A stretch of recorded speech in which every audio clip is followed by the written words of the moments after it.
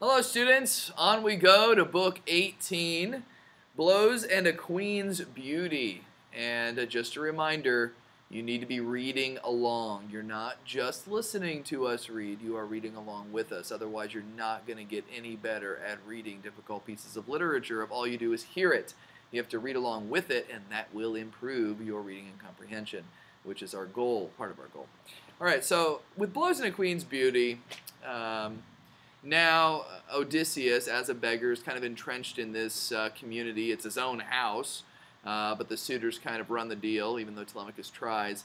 And here we're going to have some conflict going on between Odysseus and a beggar, and his name is Iros. He has another name, but they call him Iros because he's a messenger, just like the messenger goddess Iros. She's the rainbow goddess. And so you're going to see a conflict between the two of them. And you're also going to see Penelope urged by Athena to come out and speak to the men, and they're going to see her and be impressed by her beauty.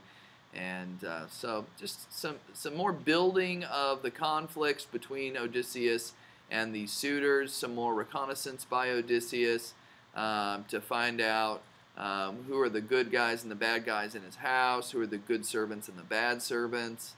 And you're also going to see Telemachus attempting to be a man of the house. So, let's begin with Blows and a Queen's Beauty. Now a true scavenger came in, a public tramp who begged around the town of Ithaca, a byword for his insatiable swag belly feeding and drinking dawn to dark. No pith was in him, and no nerve, huge as he looked. Arneos, as his gentle mother called him, he had been nicknamed Iros by the young for being ready to take messages. So this is that other beggar. This fellow thought he would rout Odysseus from his doorway, growling at him, "Clear out, grandfather, or else be hauled out by the ankle bone. See them all giving me the wink? That means go on and drag him out. I hate to do it. Up with you. Or would you like a fist fight?" Odysseus only frowned and looked him over, taking account of everything, then said, "Master, I am no trouble to you here. I offer no remarks. I grudge you nothing. Take all you get and welcome. Here is room for two on this door slab. Or do you own it? Are you a tramp, I think, like me? Patience. A windfall from the gods will come. But drop that talk of using fists. It could annoy me. Old as I am, I might just crack a rib or split a lip for you. My life would go even more peaceably after tomorrow, looking for no more visits here from you." Iros the tramp grew red and hooted. "Ho! Listen to him! The swine can take your arm off like an old oven woman. With 2 punches, I'd knock him snoring if I had a mind to, and not a tooth left in his head, the same as an old sow caught in the corn. Belled up, and let this company see the way I do it when we square off. Can you fight a fresher man?" So Iros here is picking a fight with Odysseus. Bad idea. Under the lofty doorway on the doorsill, a wide, smooth ash, they held this rough exchange, and the tall, full-blooded suitor, Antinous, overhearing, broke into happy laughter. Then he said to the others, "Oh, my friends! No luck like this ever turned up before. What a farce heaven has brought this house! The stranger and Iros have had words. They brag of boxing. Into the ring they go, and no more talk." All the young men got on their feet now, laughing, to crowd around the ragged pair. Antinous called out, "Gentlemen, quiet! One more thing. Here are goat stomachs ready on the fire to stuff with blood and fat. Good supping pudding." Ew. "The man who wins this gallant bout may step up here and take the one he likes, and let him feast with us from this day on. No other beggar will be admitted here when we are at our wine." This pleased them all, but now that wily man Odysseus muttered, an old hawk has no business fighting a young man. But my belly nags me. Nothing will do, but I must take a beating. Well then, let every man here swear an oath not to step in for Iros. No one throw a punch for luck. I could be whipped that way." So much the suitors were content to swear, but after they reeled off their oaths, Telemachus put in a word to clinch it, saying, "Friend, if you will stand and fight, as pride requires, don't worry about a foul blow from behind. Whoever hits you will take on the crowd. You have my word as host, and have the word of these 2 kings, Antinous and Eurymachus, a pair of thinking men." All shouted, "Aye!" So now Odysseus made his shirt a belt, and roped his rags around his loins, bearing his shoulders, thighs, and boxer's breadth of shoulder, the dense ribbed sheath and upper arms. Athena stood nearby to give him bulk and power, while the young suitors watched with narrow eyes, and comments went around. By God, old Iris now retire us. Aye, he asked for it, he'll get it. Bloody, too. The build this fellow had under his rags. Panic made Iris's heart jump, but the yard boys hustled and got him belted by main force, though all his blubber quivered now with dread. Antinous's angry voice rang in his ears. You sack of guts! You might as well be dead, might as well never have seen the light of day if this man makes you tremble. Chicken heart, afraid of an old wreck, far gone in misery? Well, here's what I say and what I'll do. If this rag picker can outfight you, whip you, I'll ship you out to that king in Eperos, Eketos. He skins everyone alive. Let him just cut your nose off and your ears and pull your privy parts out by the roots to feed raw to his hunting dogs. Okay, so Antinous just told Iros, if you lose to this guy, I'm going to ship you out to this king named Eketos, and he skins his servants alive, and that's what he's going to do to you. Whoa. Poor Iros felt a new fit of shaking take his knees, but the yard boys pushed him out. Now both contenders put their hands up. Royal Odysseus pondered if he should hit him with all he had and drop the man dead on the spot, or only spar with force enough to knock him down.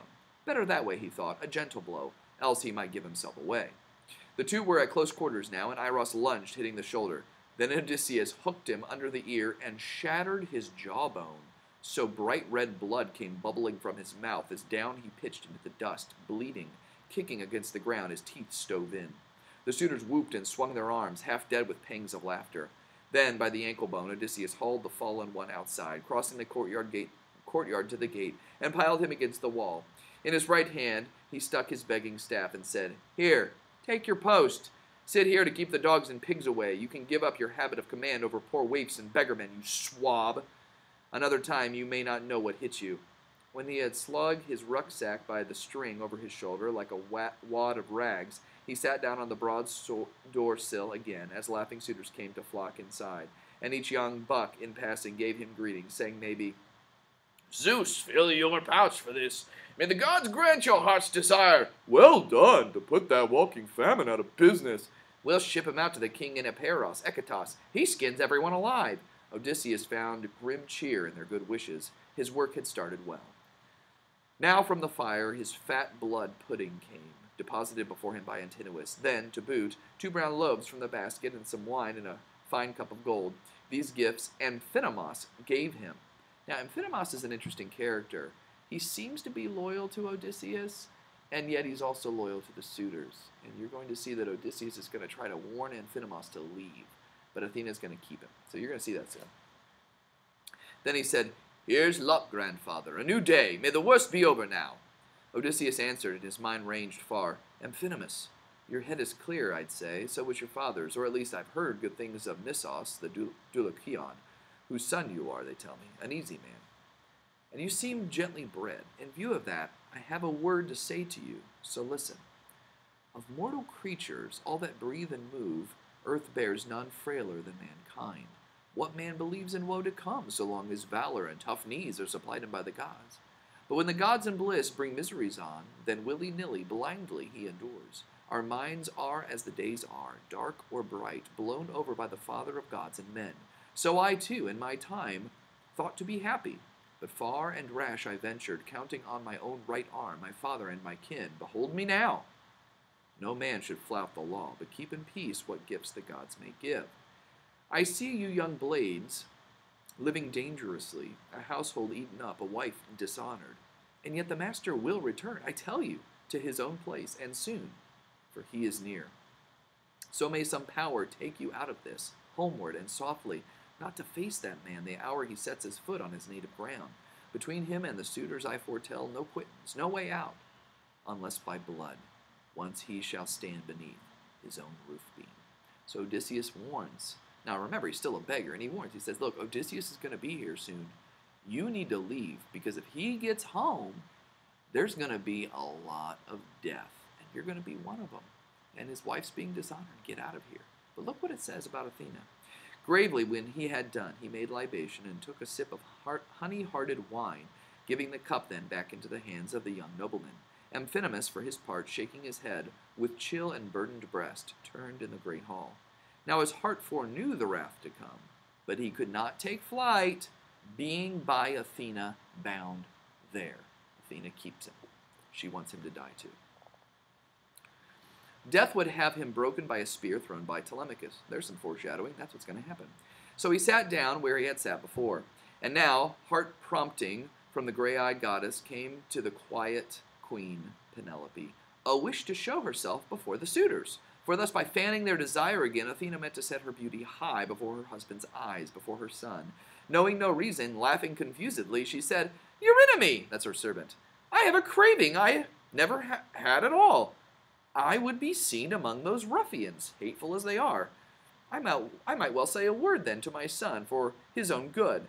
Tell him to shun that crowd, for all their gay talk, they are bent on evil.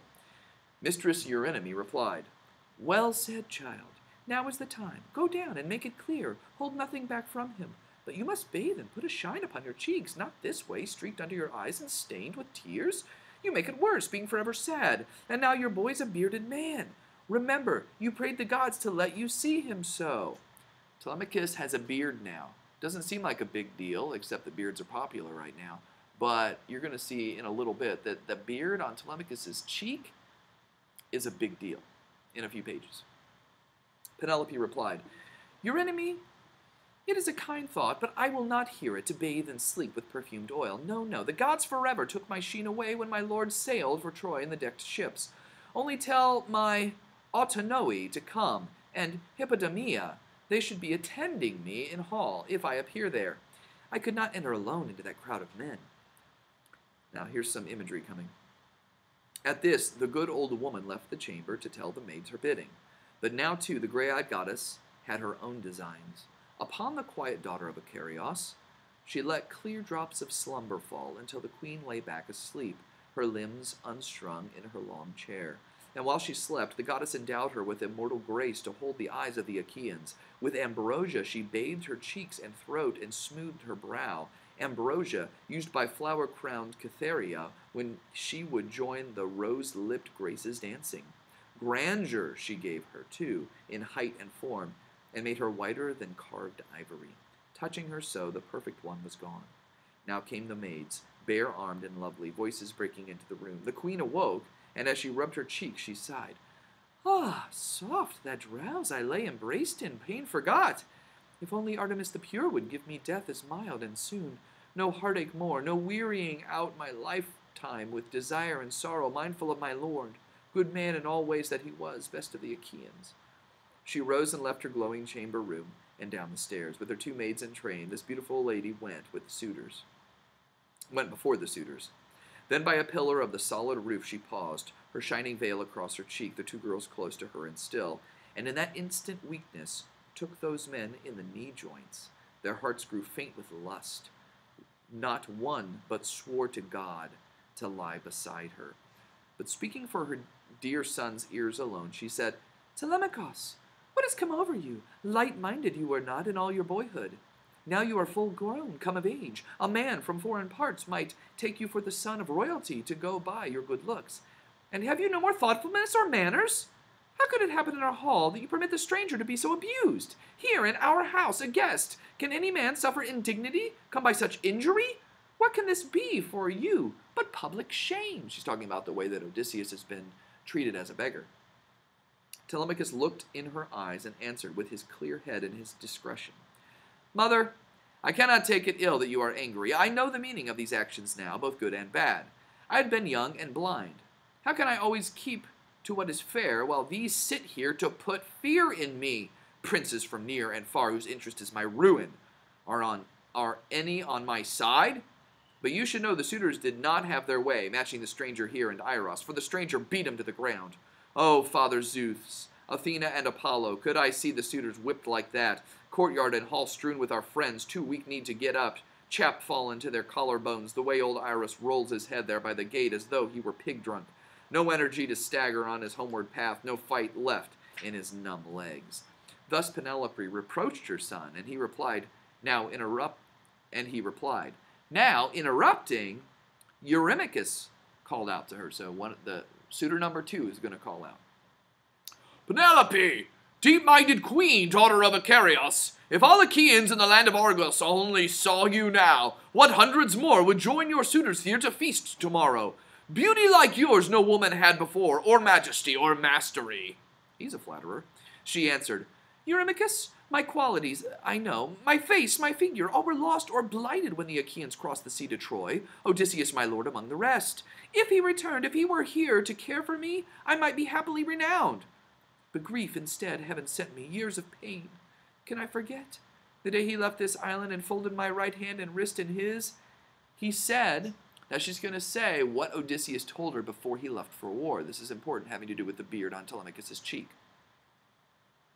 My lady, the Achaean troops will not easily make it home again, full strength unhurt from Troy. They say the Trojans are fighters too, good lances and good bowmen, horsemen, charioteers, and those can be decisive when a battle hangs in doubt. So whether God will send me back or whether I'll be a captive there, I cannot tell. Here then you must attend to everything.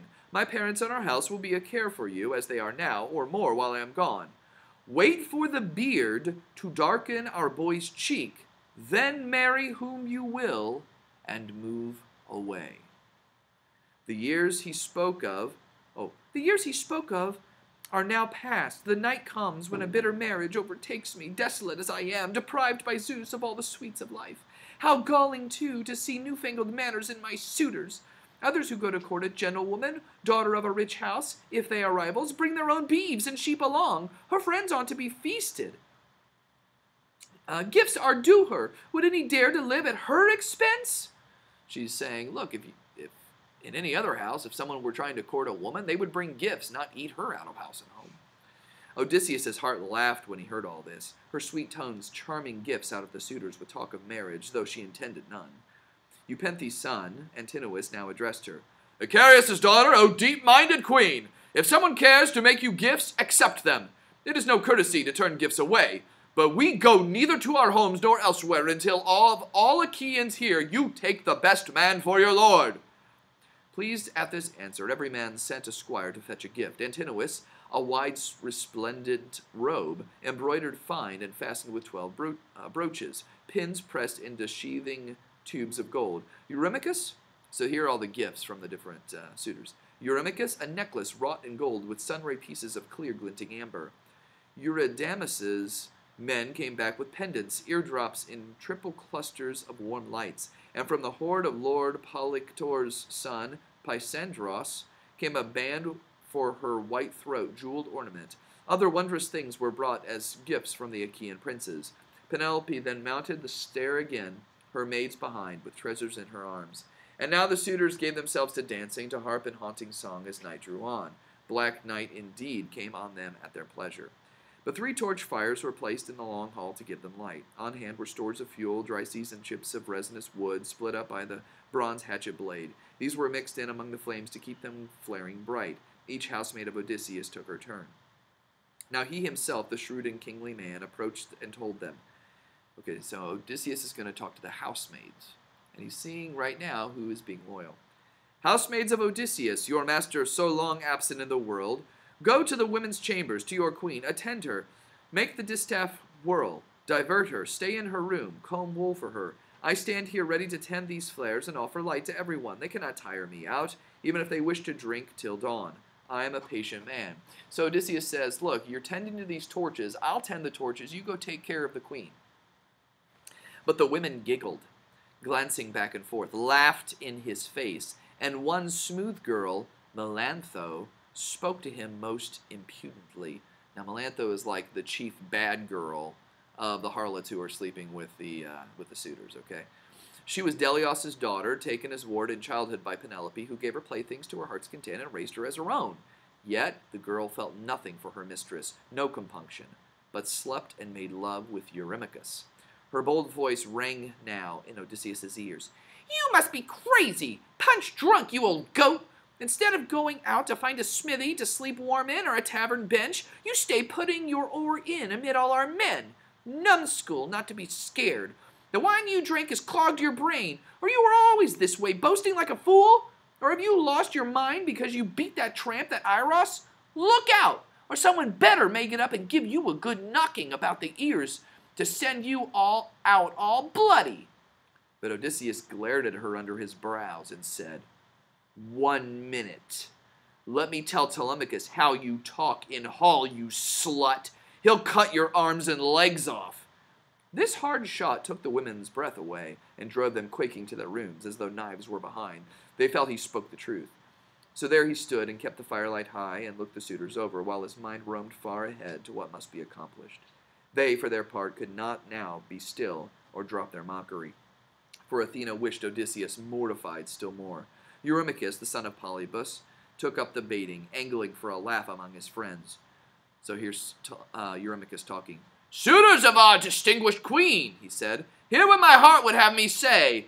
This man comes with a certain aura of divinity into Odysseus' hall. He shines. He shines around the noggin like a flashing light, having no hair at all to dim his luster. Then turning to Odysseus, raider of cities, he went on. Friend, you have a mind to work, do you? Could I hire you to clear stones from wasteland for me? You'll be paid enough, collecting boundary walls and planting trees.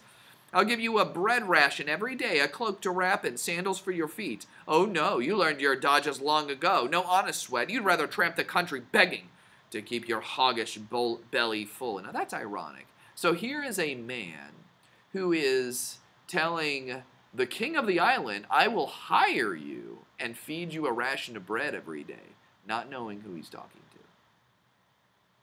The master of many crafts replied, Eurymachus, we too might try our hands against each other in early summer when the days are long in meadow grass, with one good scythe for me and one as good for you.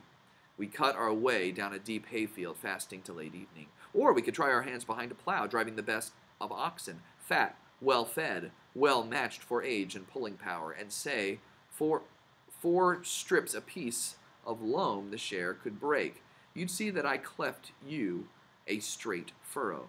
Competition in arms? If Zeus Cronion roused up a scuffle now, give me a shield, 2 spears, a dogskin cap with plates of bronze to fit my temples, and you'd see me go where the first rank of fighters lock in battle. There would be no more jeers about my belly, you thick-skinned menace to all courtesy. You think you are a great man and a champion, but up against few men, poor stuff at that. Just let Odysseus return.